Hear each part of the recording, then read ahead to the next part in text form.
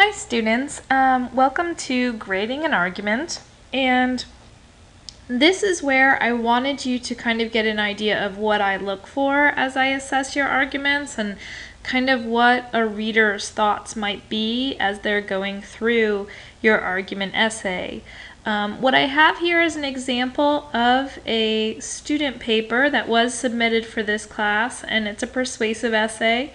It is what I would consider an A paper. That doesn't mean that it doesn't have issues, but it just means it has few of them and it does all the things that it should well. Before you even kind of listen to this, hopefully you've had a chance to really look at the persuasive essay guidelines, and in particular looked over the grading rubric, which specifies the criteria that I'm looking at to assess your writing.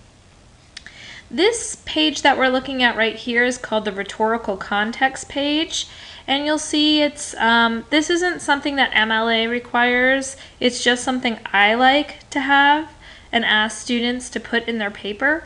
It is not considered part of the page count, and there really isn't like a set format as far as font and spacing and all that for it, but the information I would like it to include, and I think I put this on the assignment guidelines, I'll make sure and go back and double check, is the subject, so the topic that you're writing about, the audience that you're targeting. You had to complete a discussion post where I asked you, what specific audience would you be targeting? Would it be people who are against you? People who are for you but unmotivated, people who are kind of uninformed about the issue, people who are misinformed about the issue. We had that PowerPoint where we kind of went through and talked about the different audiences you might appeal to.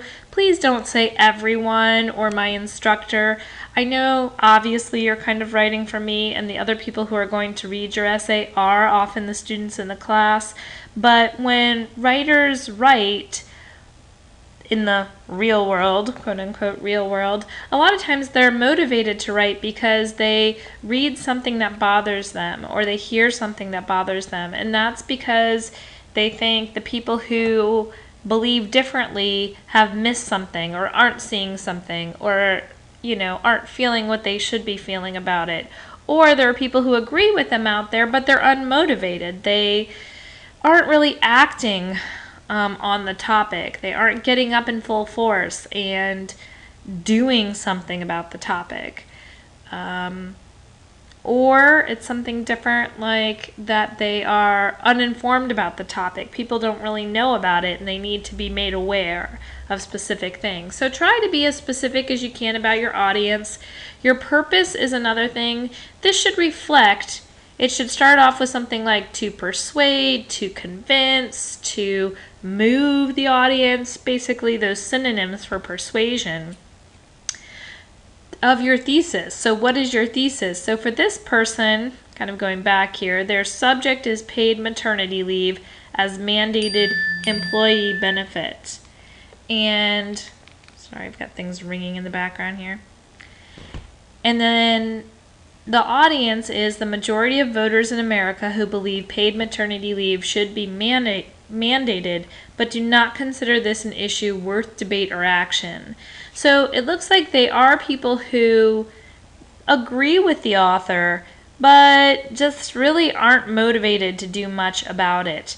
I'm thinking of a current issue kind of like that too, which is the Common Core in the education system. I know I was talking with someone the other day, and she said, yeah, a lot of parents and teachers seem really disillusioned or upset by the Common Core, but nobody's doing anything to make it stop or to change it. And and that was her problem. Not that people didn't agree with her, but that they weren't acting on their perspective.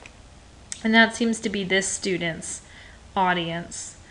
Purpose: to convince the audience that this issue is important and worth their attention. So when you're dealing with a motivational argument, your purpose is still to persuade in a sense, but it's even more than that. It's that this is an important issue. And you're doing that even if your audience disagrees with you as well, right? You're trying to convince them that what you think is important, that the topic is important, and usually that, they should pay attention more. The thesis statement for this student is paid maternity leave would benefit American families and businesses alike and should be a mandatory benefit for employees. And knowing her topic pretty well, I can tell you that kind of the communities involved in this debate are often American families and businesses, and they're often, at odds with each other. So a lot of American families really do want those benefits, because they're having children and they could help them spend a little bit more time with them away from work.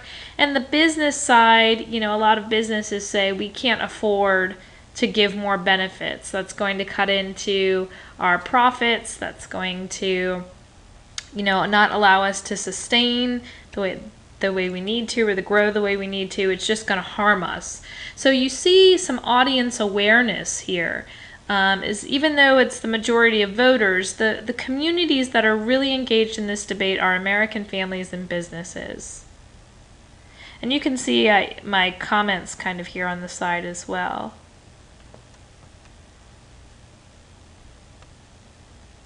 So scrolling down, and I'm probably not going to read every word in this essay, but I'll go through it with you, and I encourage you to read it on your own as well, so you can get kind of a feel for the essay without my words going through everything. Okay, make that a little smaller there. So this is where the student's paper starts, and you can see they've got their running header. Even though, this is page number 2, it really kind of counts as page number 1 because this is where their essay starts. They've got their MLA information. They've got their title that reflects their thesis. And the title right away, Paid Maternity Leave, Right or Privilege. It really hones in on kind of the nuts and bolts of the debate, which is, there are countries where it's considered a right to have a maternity leave. It's just like we would consider, sick leave or something like that. It's part of what they get is that paid maternity leave. And other people say, no, it's a privilege. If you have a good job, you have good benefits, you might get it, but it's not necessarily something that everyone has to have. So I'm going to read the intro here because the intro is often a very important place. It sets the tone for the rest of the paper. It offers us a thesis. And so let's go through it here. The United States, Swaziland, and Papua New Guinea are in a class by themselves. It is hard to imagine what these 3 countries could have in common to the exclusion of all other developed nations in the world. The answer is simple: paid maternity leave for new mothers. Every other developed country in the world protects the ability of working mothers to have a period of time off from their jobs with at least some portion of their income after the birth of a child.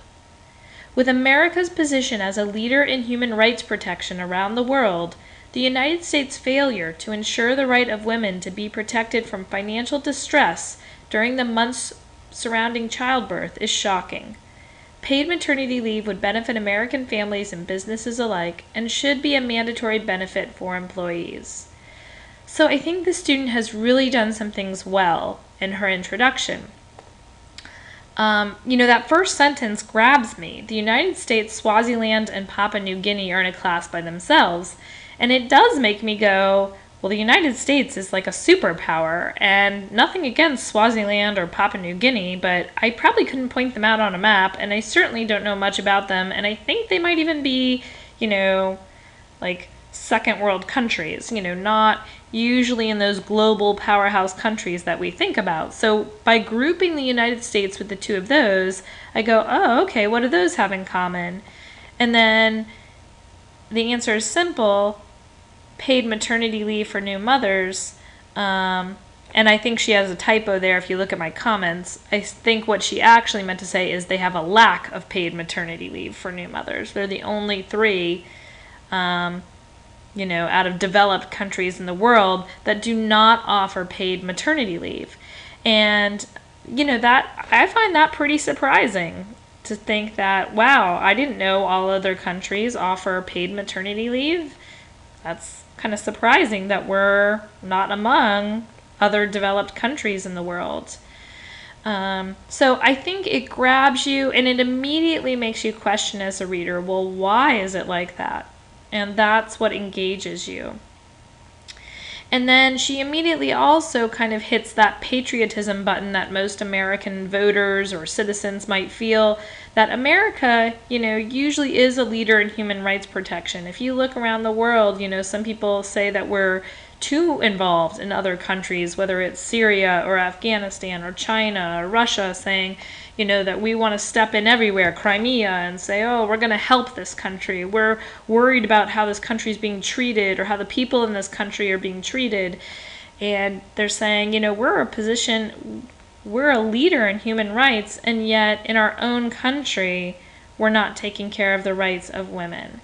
And she uses the word shocking. So that kind of makes us feel like if we don't feel shocked like that, maybe we should. Maybe we feel a little guilt going, okay, I'm supposed to be shocked? Wow, okay.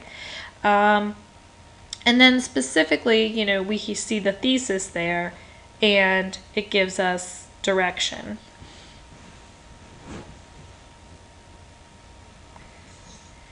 The second paragraph is a good place. You don't have to do it this way, but the outline I gave you does go into this. And I think depending on your topic, you might have a very slim paragraph, or you might have a more developed paragraph that goes into the history of the issue. Why did this issue become an issue? How did it become an issue? Who's affected by it? Why should your audience care?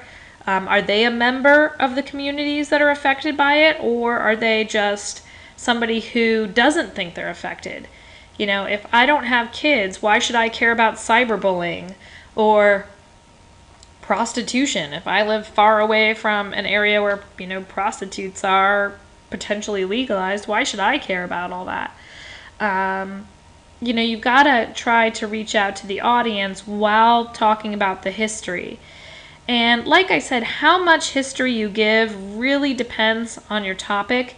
You don't want to go back to the dawn of man, and say, if you're talking about gay marriage, we don't want to say, in the Garden of Eden or in, Rome, there were homosexuals. We don't need to go back that far.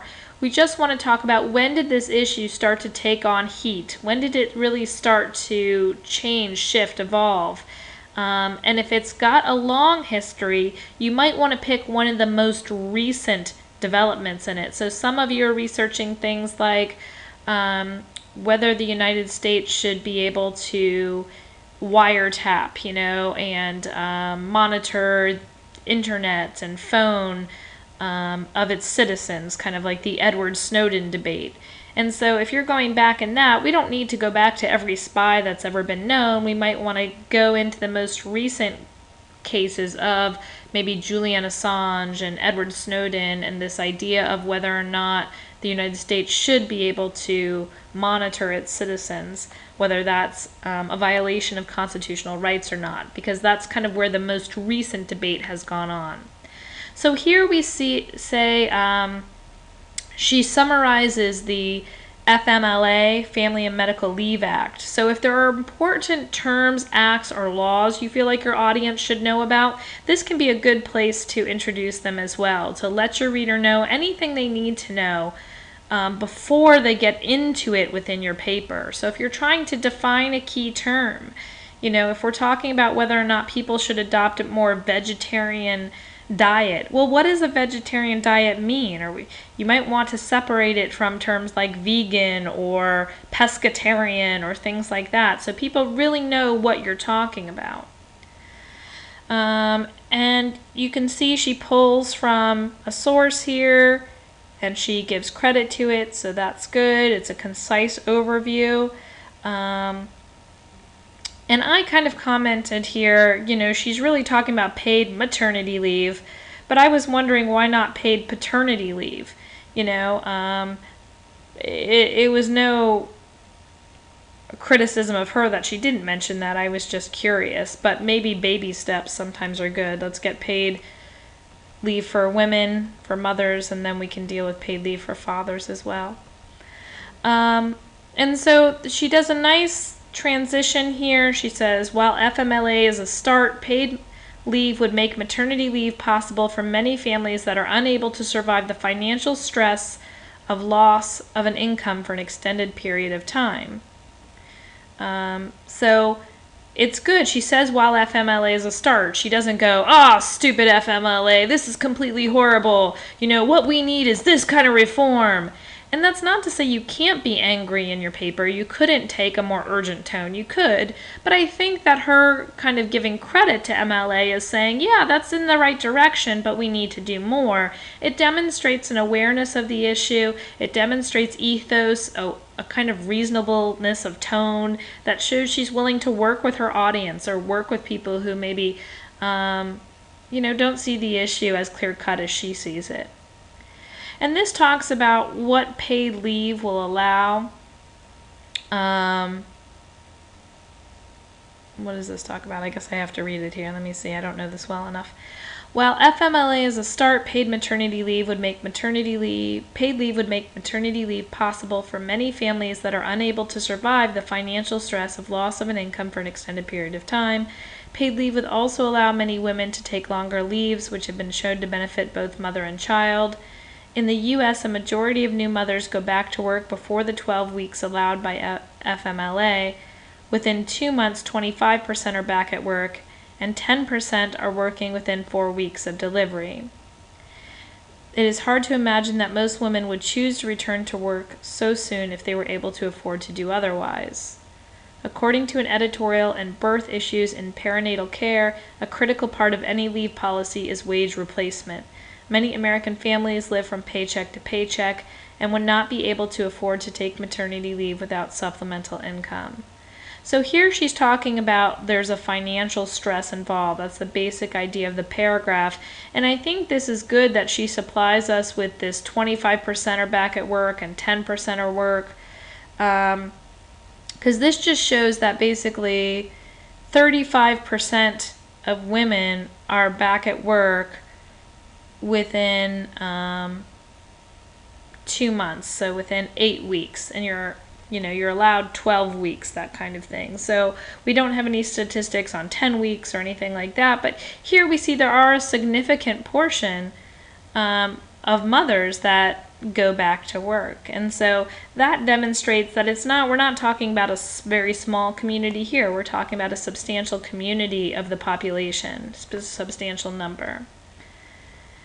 And then these paragraphs afterwards go into why maternity leave is important. So it's not necessarily talking about pay, it's talking about maternity leave and why we want to give maternity leave to people, why we want them to take advantage of the full maternity leave that they could if they were paid for it. And so they talk about the health of the mothers, the women in their family, the joy they feel. So it's the health issues, but also the emotions that a mother gets to experience being home with her child. And she doesn't just stop there. She talks about the children as well. Children reap benefits from maternity leave as well.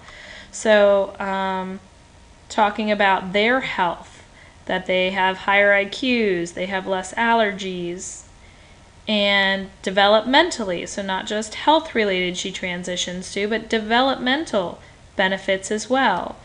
So their behavior problems, all these kinds of things are improved by having this maternity leave. And then she transitions, so she's kind of demonstrated that the parents and the babies benefit from this.